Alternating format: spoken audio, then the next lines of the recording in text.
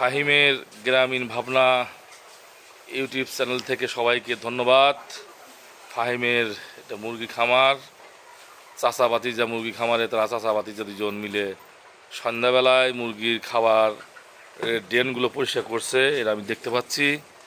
আশা করি তার খামারটা অনেক বড়। হ্যাঁ, প্রথম শুরু করেছে। আপনারা সবাই দোয়া করবেন যেন তারা ভালো সফলতা আনতে পারে, দেশের জন্য কল্যাণে তাদের কাজটা হয়, তাদেরও আয় বরকত এখান থেকে হয়। কারণ চাকরির পিছিয়ে না ঘুরে একজন উদ্যোক্তা হওয়া এটা আসলেই কঠিন ব্যাপার হলেও যদি আল্লাহ রহম করে আপনাদের দোয়া থাকে তাহলে হয়তো তারা সফল হবে। আর সফল হলে তার পাশাপাশি যে বেকার যারা যুবক রয়েছেন, শিক্ষিত অনেক ভাই ব্রাদার রয়েছেন, ভাই ভাতিজাও রয়েছেন, তারাও একটি খামার করতে পারবে, তাদের স্বপ্ন পূরণ হবে।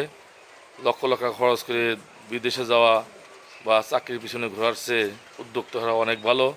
ইতিমধ্যেই ফাহিম তার কৃষি খামার এবং মৎস্য চাষ পুকুর প্রস্তুত করে সেখানে মাছ চাষ করেছেন। আল্লাহ তার প্রতি রহম করুক, এই দোয়া রাখি।